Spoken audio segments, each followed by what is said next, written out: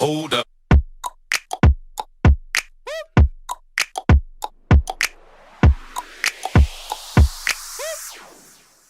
Okay, so we've got some great questions. More people will be joining because people are always late to classes. You know this.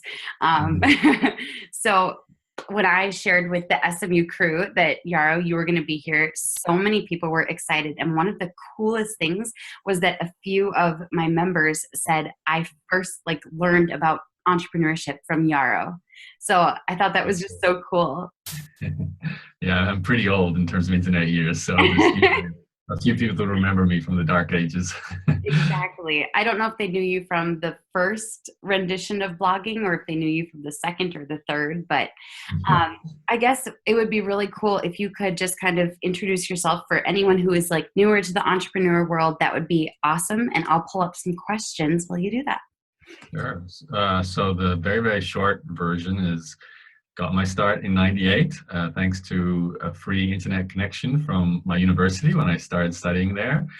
Fell in love with the internet and started my first ever website about a card game called Magic the Gathering, which was my first business too. So I started an e-commerce store selling cards and just, loved the internet, loved entrepreneurship, in particular online entrepreneurship. And I was trying to figure out how to avoid getting a job. That was kind of like my main goal. And then graduating from university, I dove straight into another business, an essay editing company, which went pretty well, became my first kind of laptop lifestyle business that I call it. I had a team of essay editors who were my contractors, and I had someone manage the email. So for me, it was like a 4-hour work week, total Tim Ferriss style business before there was the 4-hour work week. And that's actually what was my gateway to blogging, because someone told me about blogging as a way to get new traffic to my editing business. So I started a blog on my editing website, and it kind of crashed and burned because I was trying to write about editing, which is really, really boring. But I did discover a love for writing about being an online entrepreneur. So I actually registered this very long, convoluted domain name, entrepreneurs-journey.com, intending it to be a hobby. It wasn't supposed to become the business I'd run for the next decade now. We're into year 12, I think. That was back in 2005 when I started that blog, and I'm still doing it. So I'm still blogging. I pretty much teach some aspect of either blogging, membership sites, online courses, ebooks, but mostly about blogging and then email marketing together as a way to sell products and services. And that's what I've been doing for 12 years of some shape or form. Obviously, the blog changes topics over the years. When you write for that long, you don't write about the same thing, but it's pretty much the same kind of industry, online entrepreneurship. And I think one of the things that's so cool about you, Yaro, is that you're almost not quite the inventor, but in a way you're one of the original people who truly was living the laptop lifestyle. That was, really truly who you were before it was even cool. Yeah. Which is amazing. Before it was even something people thought about or talked about. It is funny because I didn't have a name for it back then either, right? It was just, how do I travel wherever I want to travel, not have a job, not have a boss, not have to get up at 6:30 in the morning to go to work or school or whatever it was. And thank God the internet was there as a way to make that happen. Because I honestly do not know how to do that without the internet, unless maybe, you build a restaurant and then hire a bunch of people to run it for you. And then maybe you can travel, start a bricks and mortar kind of business. And the internet's way, way easier, in my opinion. I agree. I think it's easy. I think the profit margins are wonderful. I love the internet. So just real fast, if you are just tuning in, we are here with Yaro, which I'm so excited about. Yaro and I have been buddies in the online space for almost a year. Yeah, about a year. Feels like longer. It might have been. Must be longer. I mean, we were at San Diego. When was that? That was... You're right. No, that was November of 2016. So... Yeah. Well, when did you meet Pedersen? That's the most important question. Oh my gosh. I met her right away. The first week I became an entrepreneur in my mind. So that was just about 22 months ago, maybe. Yeah, 22 months ago. So still pretty recent. I think. Yeah. You're a youngster in this entrepreneur world, then, aren't you? Baby entrepreneur. So, okay, we've got some great questions. If you guys have any questions, feel free to drop them in the chat and I'll come back to them. You guys asked some amazing questions in the Facebook group, and so I'm really excited. I'm super happy too because Yaro, your internet is awesome. As you guys know, anything that can go wrong does whenever you're hosting things. And last time Yaro and I did a class together, his internet kept cutting out, so I just had to like take over and just like lead it because he couldn't. He was frozen. It was totally. That was actually the worst ever webinar. No offense, not your fault. The worst ever webinar I've ever had in terms of internet connection. So tough. And crazy because it was like I'm in Ukraine now and it's way better. So there you go. Yeah, it's so funny. Same experience. Mexico had terrible Wi-Fi. I had terrible Wi-Fi in New York. I was so stressed out that whole week. And then in the Dominican, amazing Wi-Fi, like better than the United States. It shows traveling, you can find a good Wi-Fi. Makes all the difference.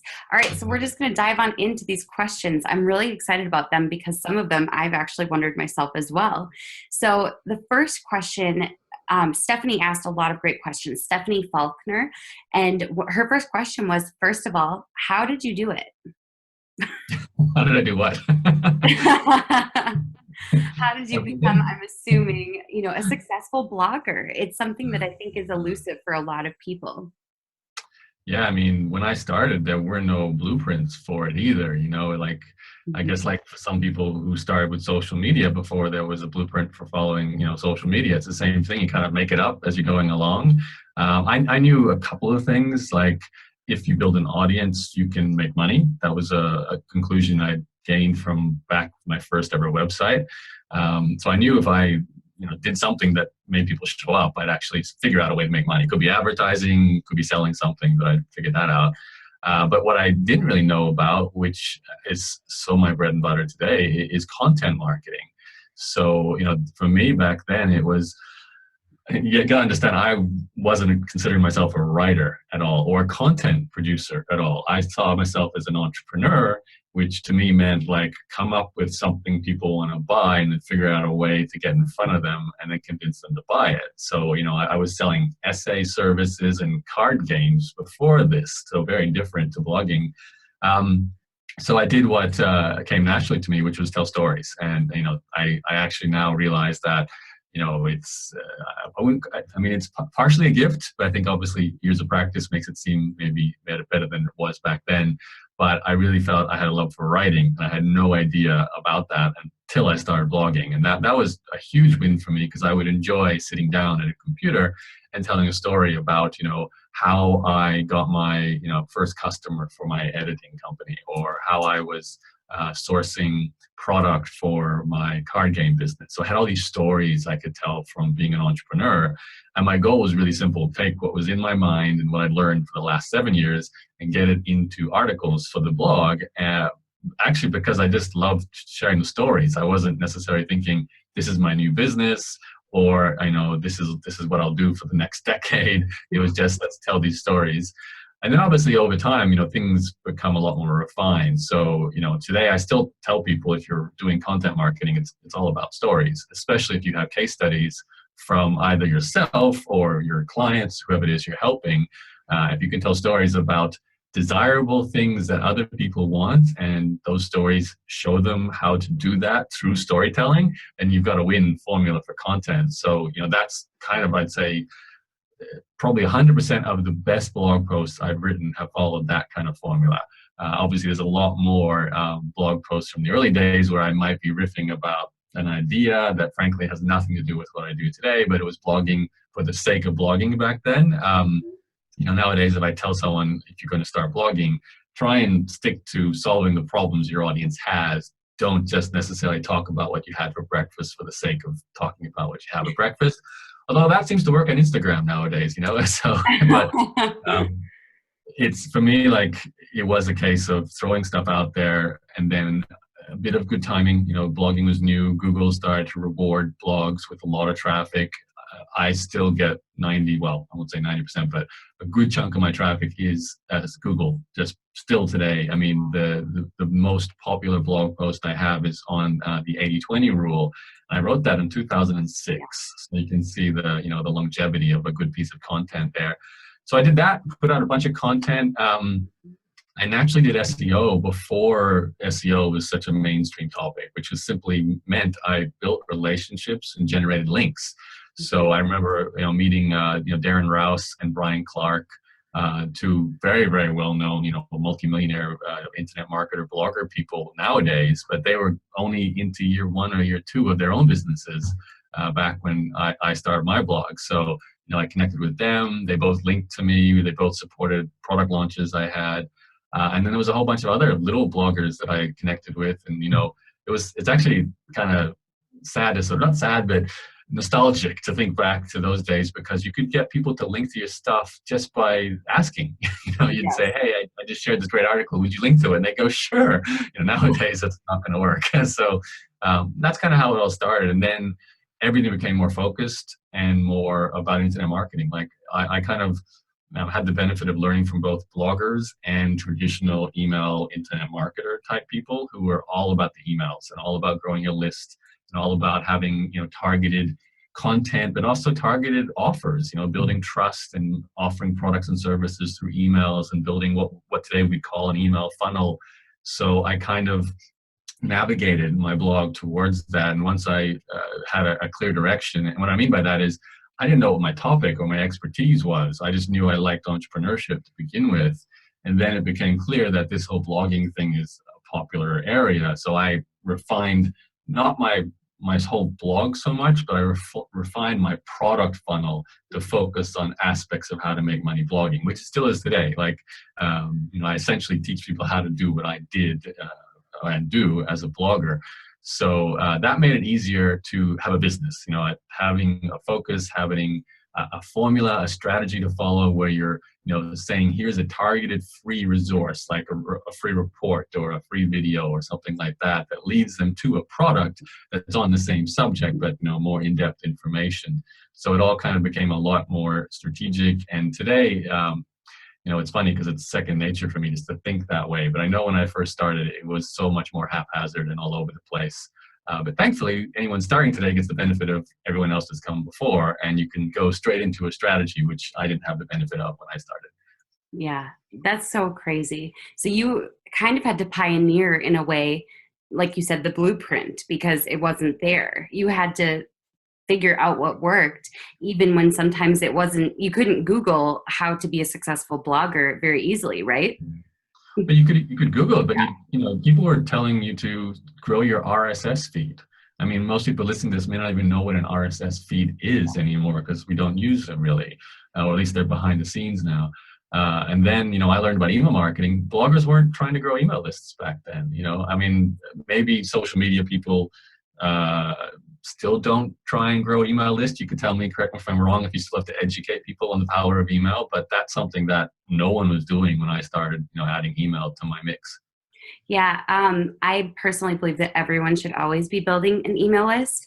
So I actually launched an entire free course on building an email list. It's like 5 days worth of content. And it's really easy because I think everyone should always be doing it, even if you don't really know why you're doing it yet.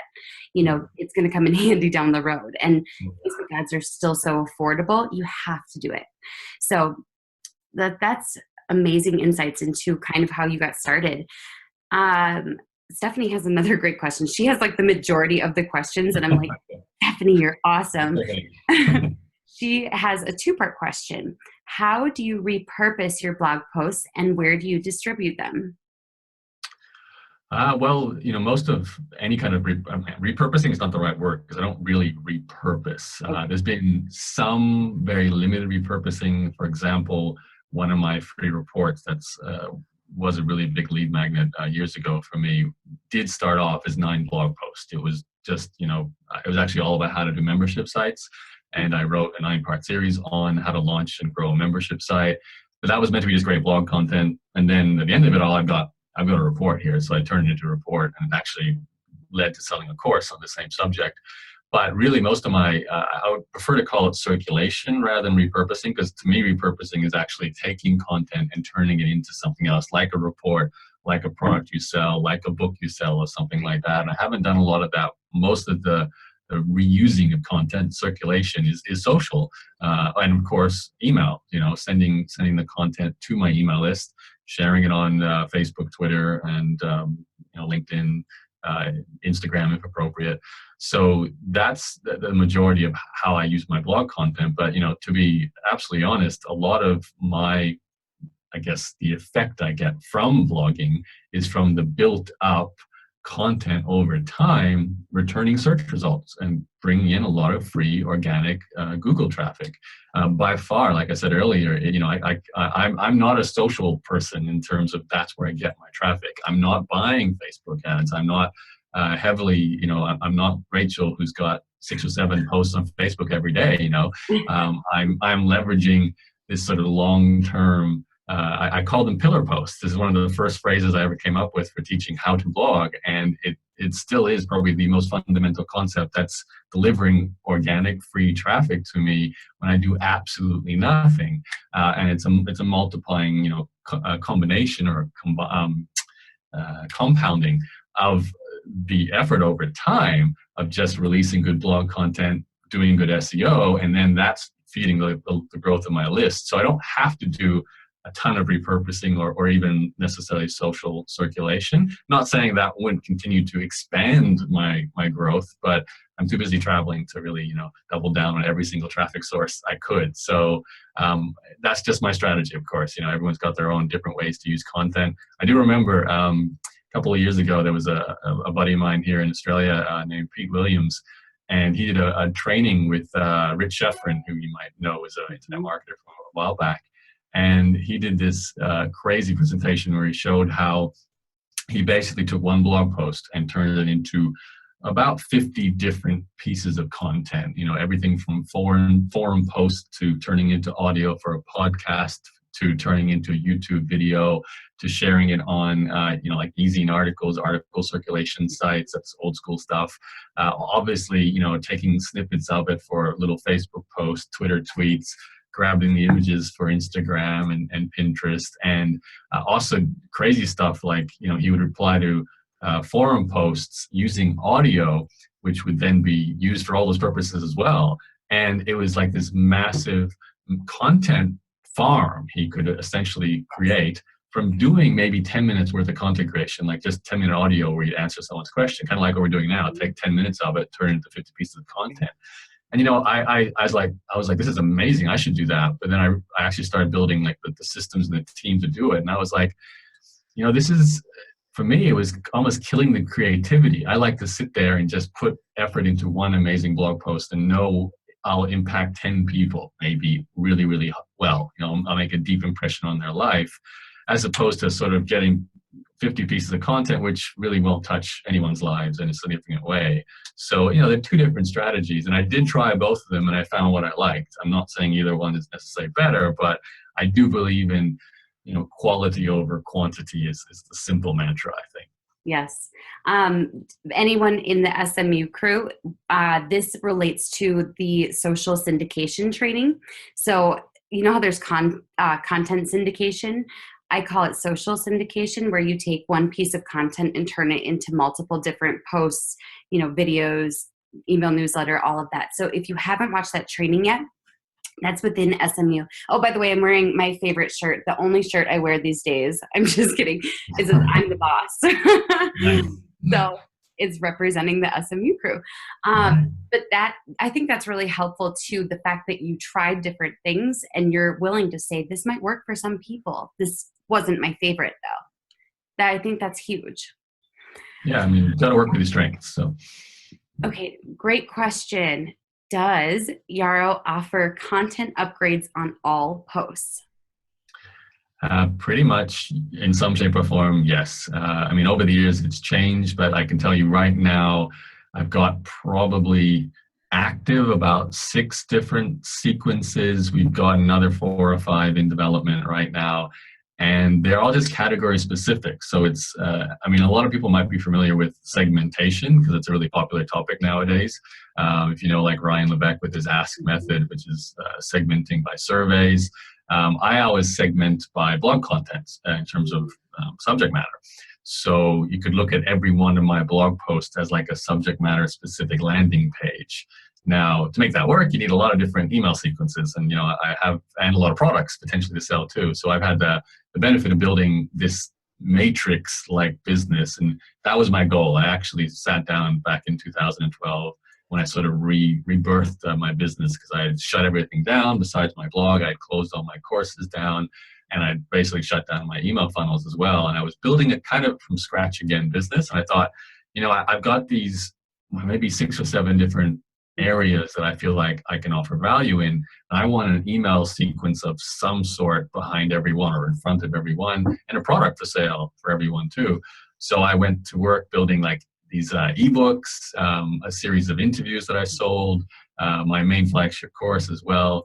There's a couple of short courses I sell today. So, I've got content in my blog about mindset and productivity. On those posts, you're going to get the content upgrades / pop-up boxes to join an email course on that subject, with leads to the product on that subject, which might have some upsells and bundles to the sort of like your main central products, like a membership site or a big course. But that's the traditional, I actually call it a blog sales funnel or a sales funnel model of marketing. So the short answer is you won't find, I don't think, any blog posts that are designed as what you call front-end content that don't have some kind of opt-in for maybe the 10 or 12 different type of content upgrades that I've got in my business right now. Wow, that's amazing. How this isn't a question someone asked, but I'm curious, how long did it take you from the time that you shut everything down and repurposed this whole idea of your business? How long did it take you to build out all the email automations, all the, the pillar content, the pillar pieces? How long did that take? Well, I'm still doing it on some level. It's one of those things you don't stop doing, obviously, because they don't always work straight away, and you have to change things. But what happened for me was like, okay, I've got the benefit of 2 things here. I don't need to make instant cash flow. I've made a ton of money in the past from big courses I've sold, so I can do this at a pace that's like I don't have to pay my bills or anything like that. Yes. And then I was also like, well, what would be the logical way to release this content? Because here's the thing, if you have one product, you basically can sell one product. If you've got 3 products, suddenly you've got the option of, say, on the sales page, here's the price for just this product. Here's option 2, where you can get 2 products, and here's option 3, where you can get all 3 at a discount.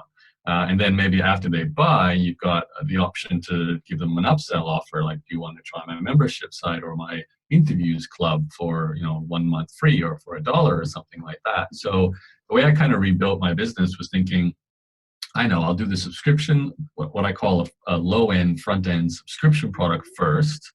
And I created that. And that was actually a series of 12 interviews. I wanted to do kind of like a premium podcast where I charge money for audio content.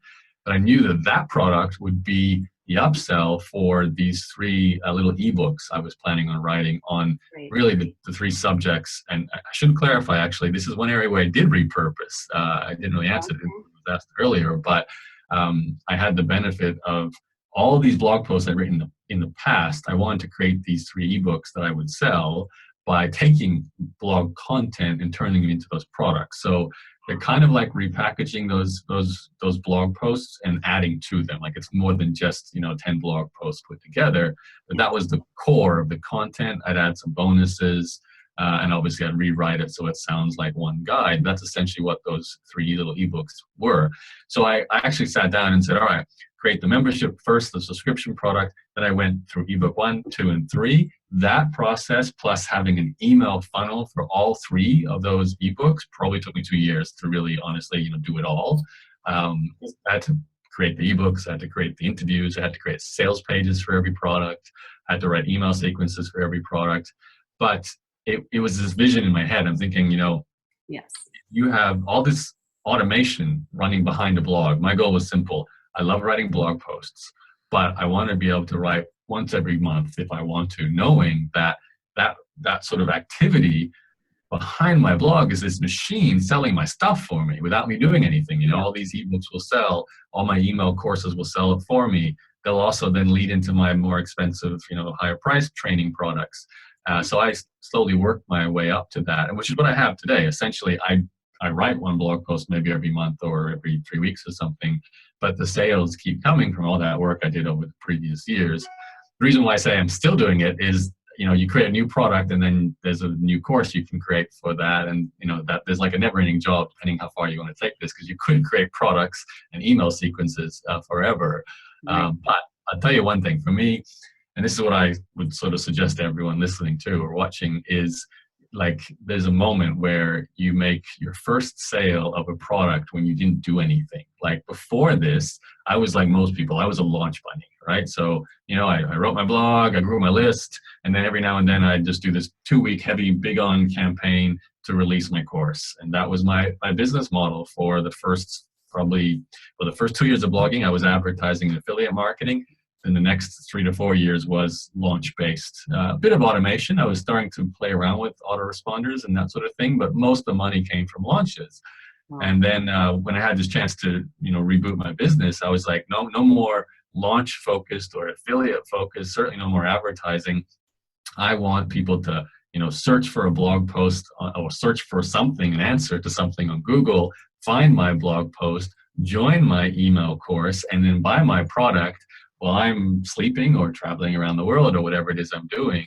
And I remember the first time when I actually, to be clear, I always launch a product every time it's new. So I still did launches, because when something's new, you should launch it. Why not, right? But after it was launched, I switched it into evergreen mode. I remember the first ebook I wrote using that strategy, so repurposing blog posts. Mm-hmm.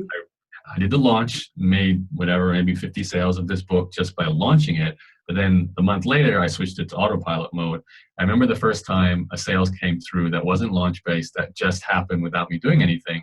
And it was like, okay, this actually works. Now let's multiply this. And that ebook, I probably published it in 2013, and I still get sales of it every month. And we're 4 or 5 years later from the same email course I wrote way back then that I switched into an evergreen mode as well. So it's kind of, in hindsight, I look like a genius, but there's a lot of years, a lot of work, Yeah, but you're being honest. It's not something that most people take the time to put together. And one of the things I want you guys to kind of pick up on is the fact that, yes, it's passive now, but note all of the work that Yaro had to put in. Like, you busted your tail for years putting all this together. It's not easy. It doesn't just come together. There are kinks and there's, things that don't work.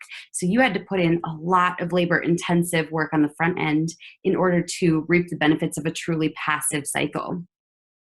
For sure. All right. We've got quite a few questions, so we're going to just keep on going. I love this question. How important has email marketing been for you as a blogger?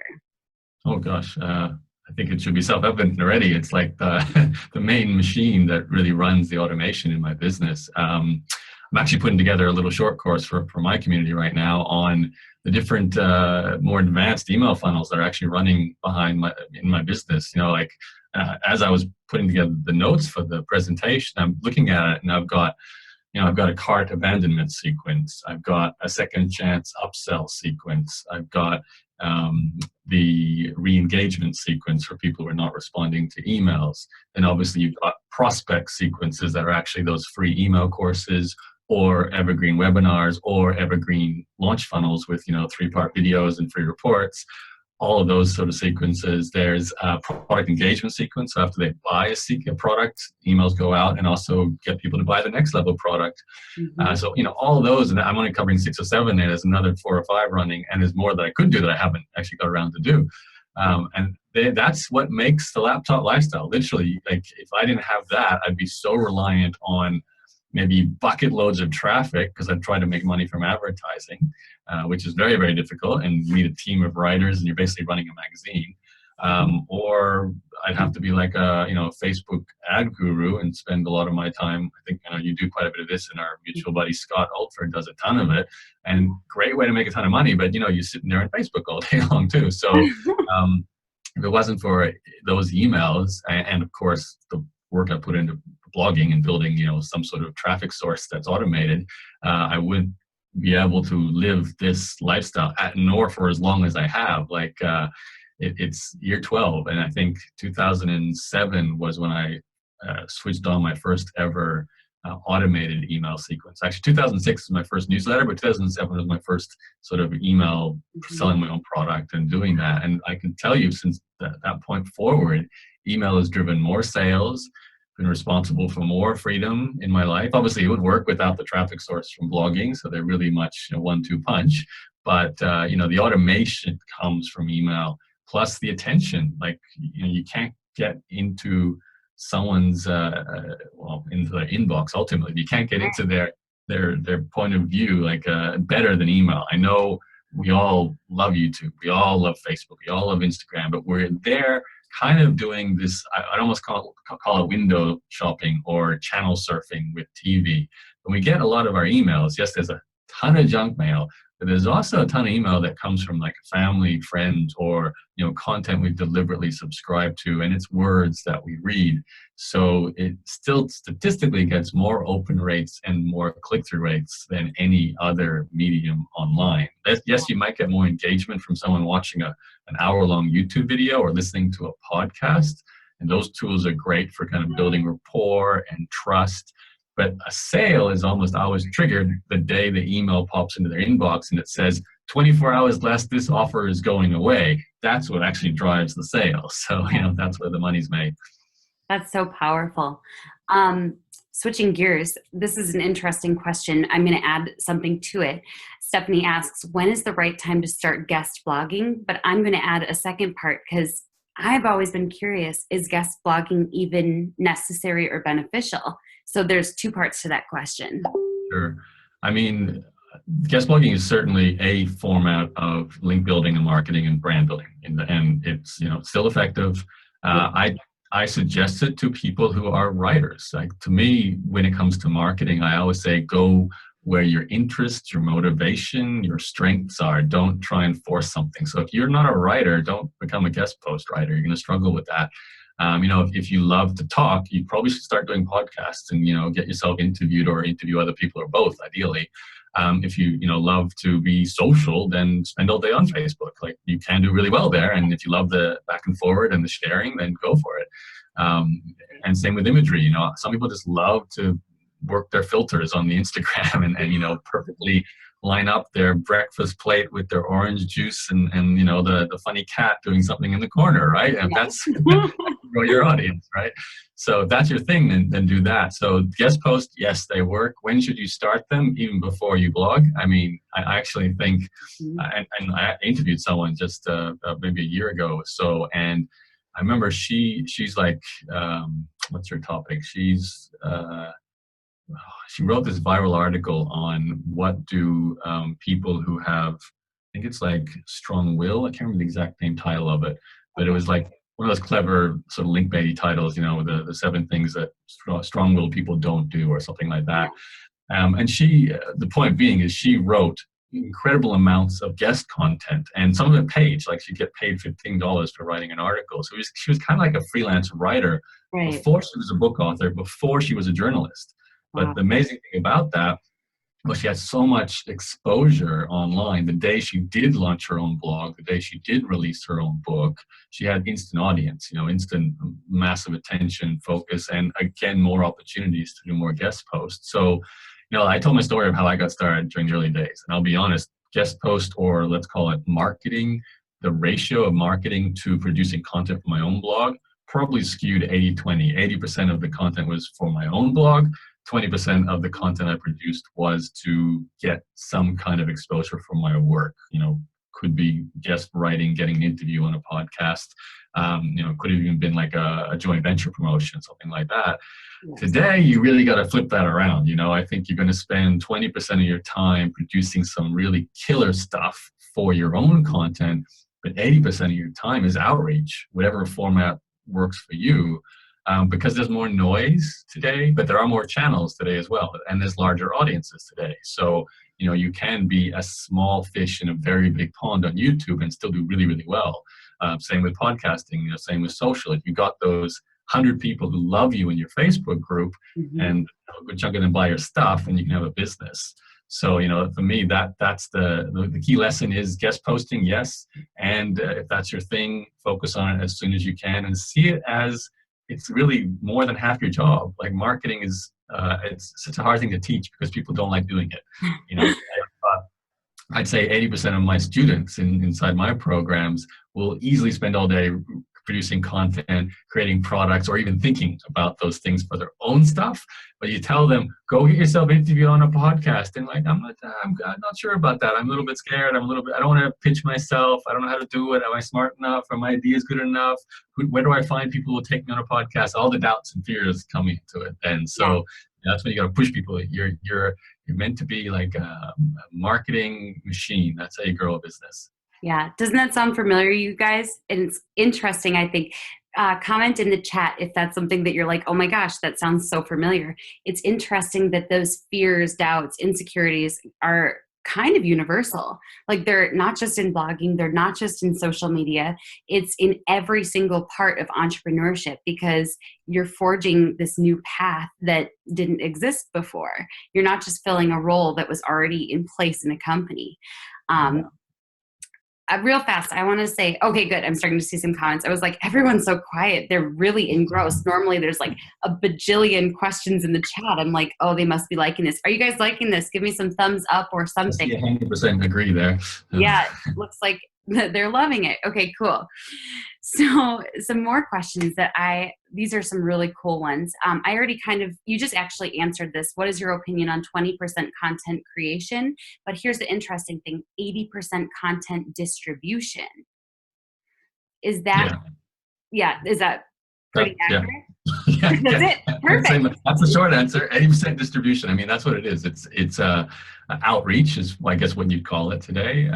You have to get your words, whether that's written or spoken or performed, or, whatever it is, onto, I actually call them communication channels, other people's platforms. Other people have the attention of the audience you're trying to reach.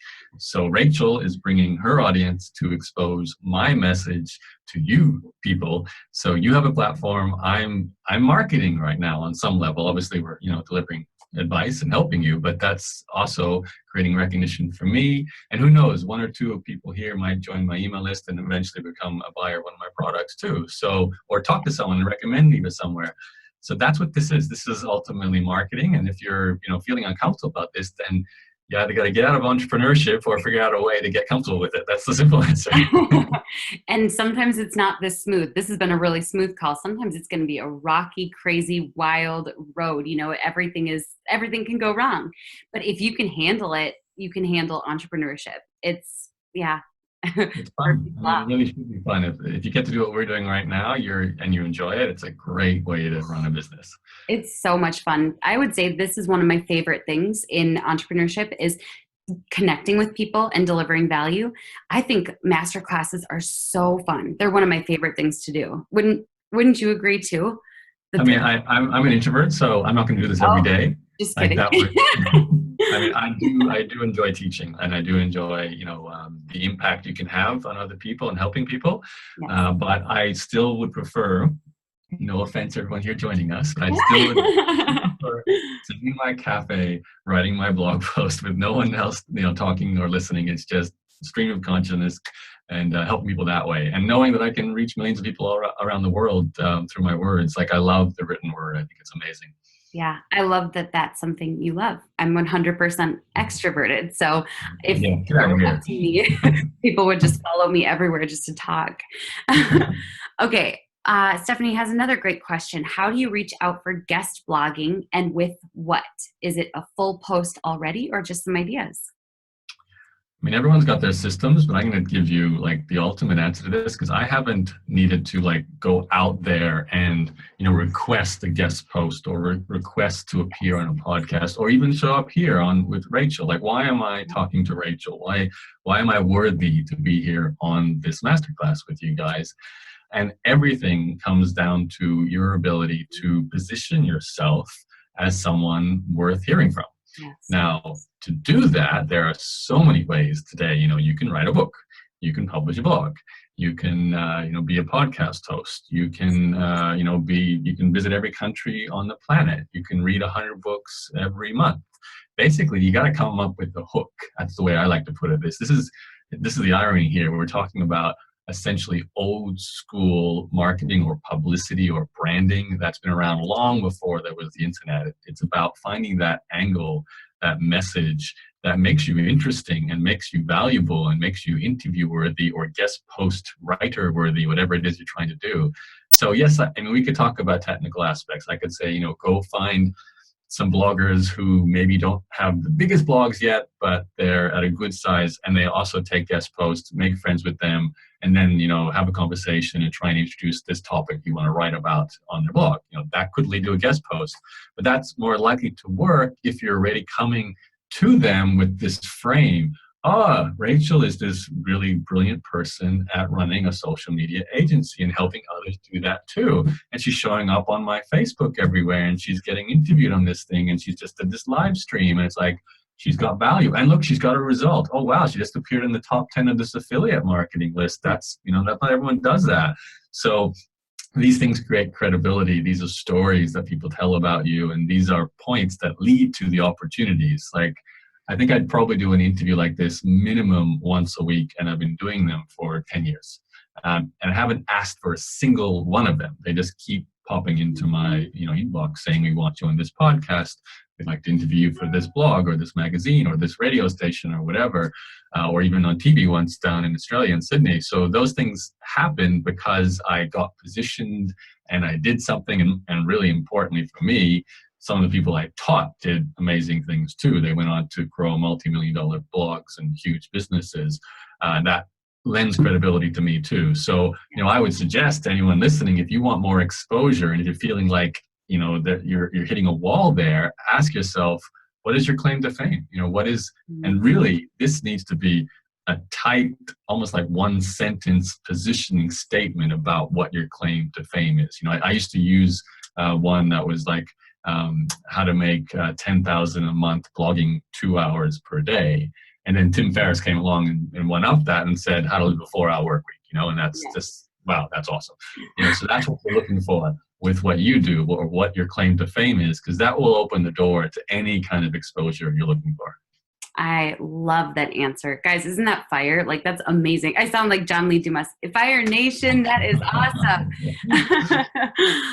Okay, another great question. I love these questions. It's all the things that I wouldn't have thought to ask, but they're great. What is your research process before writing? What does that look like? That's a good one. Well, I'm lucky because my research is my life and my business life.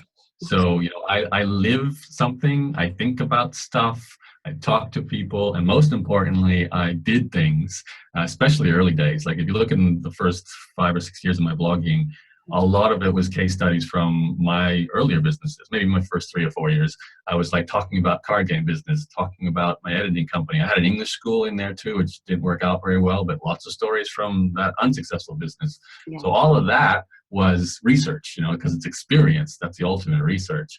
And that translated into great stories, which translated into great blog posts. Now, some people exist in industries where research means, learning science. If you're in, anything to do with food, health, nutrition, all that kind of area, you got to maybe have some academic journal research, some maybe psychology research if you're talking about certain subjects around personal development or psychology. So getting those kind of sources will do amazing things. In fact, probably a lot of people know, Derek Halpern. He's a guy who came into my industry, kind of like internet marketing, blogging, email marketing, and his hook, his angle, or at least what he did really well, was to read journals, in particular business and psychology journals, and then consume that information and turn it into great blog content for us, for people who are running these kind of online information marketing businesses. And because he kept referencing this amazing research, which was really compelling and really interesting, and not just someone sort of writing a blog post that just kind of talked about the same information without any kind of stories or research behind it, he got a lot of traction. I think it's really what got him going. So if you can do, to me, the holy grail is to have your own story, your client's story, and research to back up what you're putting into your content. That's what will lead to amazing viral distribution results. And if you combine that with multimedia, if it's in audio or video or all formats, then that's the formula for super pillar content, I guess, in today's world. I don't have to do much of that kind of research, thankfully. Although if I'm reading books, which I do, I will often put in many times, like I read a book called Learned Optimism by Martin Seligman many years ago. It's had a big influence on me back then, and I find myself referring to it many times whenever I talk about the power of optimism versus pessimism and some of the science behind that, because he did scientific studies. So that helps to lend credibility to my content too. So I think that's really valuable. Read books. That's one of the best ways to get research. I like that. Real fast question. It's not like scientific or anything. Do you read books or do you listen to them on Audible, or both? Both for sure. More so Audible, I think, in terms of like how many books I get through, because I'm way quicker with audio, listening to double speed. So, I could show you like a crazy 50 books on my Audible that I've all gone through. I do read often when I go to bed, sometimes, like on a train. The weird thing is I don't like listening to books when I'm sitting. I like to go for a walk listening to books. So if I'm on a train or a plane, it feels weird to sit there and listen to an audiobook. That's when I read a print book, or maybe read a Kindle or something like that. But but definitely both. And life would be a lot sadder without those things, I have to say. Agreed. 100% agree. Okay, what has to be truly paid attention to SEO wise? A simple answer. I mean, link building. There's been it's funny how convoluted the subject of SEO seems to get if you start to really dig into it. Semantic this and keyword density that, and there's so many different things over the years that have had value and then stop having value. But over the years, I've never seen anything change when it comes to SEO regarding link building. If you're generating incoming links from theme-relevant, authority-based sites in your industry, in your neighborhood, then your content, assuming it is also good, will over time start to rank better. It's obviously you want to have great headlines on your blog posts, and that's something to spend some time on. But if you don't have any incoming links to your site and you're in anything even slightly competitive, which, let's face it, most industries today will be competitive online, then you're not going to rank well. So you got to spend time doing that marketing. And that's what I love about guest posts, for example. People think of guest posting as a way to maybe grow their list directly. You're thinking, I'll get published on someone else's blog, a bunch of people will click the link and then come to my blog and join my email list. And then you get your post published and you get 10 clicks and no subscribers. And you're like, what was all that work for? I spent hours writing a blog post. But what you don't realize is there was a link generated there from that blog to your blog. And if you do that often enough for long enough, it's a bit of a hard slog, but once you do that, your site will rise in authority. And the great thing about SEO is incoming links kind of raise the whole site. It's like not just, yes, it does impact the one article that gets linked, your whole domain name authority goes up as well. So, your new post will rank better without you having to do as much work either. So link building is the holy grail. And I love teaching SEO because I say, just do marketing and you're doing great SEO. It's as simple as that. That makes it seem very not intimidating, very not easy, because it's not easy, but it seems more simple than I think it's made out to be. I think it is important. I should mention headline writing in that it's not technically, like, I'm not even talking about keywords in headlines. I just mean copywriting, as in, can you write a blog post title, a landing page title, a lead magnet title, whatever you're titling, can you make that compelling? Because, you can do a lot of work to create great SEO, build links, write a great blog post, but it kind of can crash and burn if no one wants to read the post because the headline doesn't really mean anything to people. So, and I'll be honest with you, it's not a skill most people on the planet will have inherently. I consider myself an okay writer when I started blogging, but my titles were awful. And that's a skill that I had to work on and develop over time. So if anything you're going to study when it comes to writing, headline writing, that's the most important thing. Interesting. I hope you guys are all taking notes, by the way. There will be a recorded replay of this, which is awesome, but this is so powerful. Okay, this is a tougher question. How can or should a B2B business take advantage of blogging? Good question. Yeah, we've had a few B2B people over the years. I've got one of my most active members right now. He's kind of stumbled upon blogging for B2B without kind of realizing it. And he's kind of a weird B2B. He's almost like a consultant, where he's helping really big deals come together in the finance world. Like, $50,000 is the minimum, and they're usually more in the multiple millions. So he's kind of bringing those two groups together, like, someone who wants to finance something and someone who has to finance. And he didn't really click that blogging, which is content marketing, is a pathway for making that work. But he blindly followed what I was teaching in my course. I have a big course, Blog Mastermind. And he wrote these long blog posts, and he started a newsletter and started writing these epic newsletters with really good story-based content that kind of linked together with what he was actually selling, which is finance support and consulting. And then he started getting people emailing him saying, hey, I just read, this huge story you did on that. I was wondering if you could help me connect with yada, yada, yada. And he didn't realize it until he started practicing it, that through content marketing, he does the core thing you need to do for any business, including B2B, which is open the door to relationships with the right people, build trust with those people, and create the positioning that whenever the problem or the need surfaces in your target audience, you're top of mind. You're the person they're going to think about and go looking to either buy from, or at least contact to find out what to buy from you. So, you don't necessarily see the connection straight away, but as you do content marketing over time, you become the go-to source to solve whatever problem is you solve. And that includes B2B, because B2B isn't any different to any kind of business. You're still trying to solve problems, just problems that other businesses has, not other consumers have. It's not direct to consumer, it's direct B2B. So, think about why you do what you do and what's the problem you help people solve, or the problems you help people solve.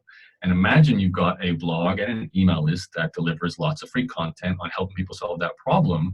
When they're ready to really take solving that problem seriously, and they're going to hire a consultant or want to buy some sort of whatever it is you sell, they're going to come to you. They may even buy directly through your marketing funnel. So I don't think it's any different, really. It's still about solving problems and then using content to raise awareness. Oh, I love that. I actually recently said this in a piece for, I think it was Shopify's blog. I said the biggest mistake people make when it comes to B2B is they forget that B2B is just comprised of a bunch of people. So it's not really that different. It's still people. It's still relationship based in a way, just with a lot more zeros at the end. Just selling stuff. There's no difference. It's entrepreneurship. Yes. Okay. So there's actually a ton of questions, so we're not going to be able to get through the rest of them, but I'll pick out some that I think are really interesting. Someone asked about the best social media strategy to use, which is kind of interesting because I think you have a different viewpoint on social media as it relates to blogging, because your foundation is blogging. So yeah, I mean, it'd be interesting to sort of compare, what you do and how you instruct your new people to start, because I put social into the mix of marketing. So it's a channel or a series of channels that you can tap into if that's where your strength is. So like we talked about earlier, right? If you want, simple as this, you've got your blog and you've got some kind of funnel powered by email, that's how you sell stuff. So those two things don't change no matter what you're doing. That's the foundation, that's your platform, that's how you make money, that's how you build trust, do all the things we just talked about. And it can be automated to run like a machine if you do it like I do it. Now, when that's there, you need people to be exposed to it. So you decide, how am I going to get eyeballs to the work I'm doing here, get them to join my list and then buy my products? So social then becomes one of the choices you can make to go after. Yeah. So, if you do feel like your target audience is very much on Facebook, perhaps in a certain key groups or following a certain key leader or several leaders, that's where you should go. Like that's how you should spend your time. And I think there's nothing wrong if you want to spend all day just interacting on Facebook, and that will grow your profile.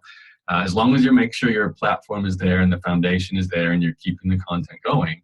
But you could just easily say, screw social. I'm going to do nothing but publicity. I want to get into every magazine and newspaper and radio talk show I can around my subject. And some people do that and do, that's their strength. That's the area that works for them. Their angle is great for it. Maybe they can do social later, but they don't want to. Yes. Some people do the same thing with podcasting. And I'm going to get on every single podcast as a guest to share my message around this topic. That can work well as well. So I think it's a marketing decision. Now, when it comes to then using social for growing a blog, I would actually say I'm the wrong person to speak to, and probably Rachel's a better person to speak to. Because I'll be frank, my social isn't a huge source of traffic for me. I actually see social for me. It's a great touch point for my most active social followers. So if they are a very social user, which some of my audience certainly are, including my customers, then they like seeing my travel photos. They like discovering an old blog post that I might share on social, or my new stuff that I might share on social. But I'll be honest, I think I do it more for my own fun. And, I just like, interacting there a little bit. And when you produce a new blog post, nowadays, you're not going to get a lot of comments on a blog post, but where your comment's going to come from. They'll be on Facebook. So that's where you get that sort of interaction. That's it for me. I can't really say I've got this really well, automated social machine that drives everything for me. But I think that's largely because I do get so much free Google juice. If it wasn't for that traffic, I'd be like, oh, where am I going to get my audience from? Yeah. Facebook ads, or maybe I'll look for joint venture partners. Some people, everyone has their chosen path. I love that. We have a couple last questions, and we have about 4 minutes, and I want to be respectful of your time. So I'm going to go into just a couple of questions that could be a yes or a no, so that way we can just whip them out. And then if there are more questions, I'm sure that we'll talk about how SMU crew can reach out to you and learn a little bit more. So, okay, number one, does a blog need to be super niched down? And yes, I know it's niched down. Yeah, I mean, back in the day, I'd tell you could sort of flounder around and throw topics out there and see what stuck. That's kind of what I did. But that's slow. The more specific you are, and the way I look at niches, I don't like the way thinking about a niche kind of dehumanizes it. It looks at like products, and I'd rather look at problems people have and emotions that people feel. That's really the secret to finding a niche. Is yes, they have a problem, but there's all these thoughts and feelings and emotions and experiences and desires and things going on in their mind and their body around that. And when you know that well, that's when you know your niche well.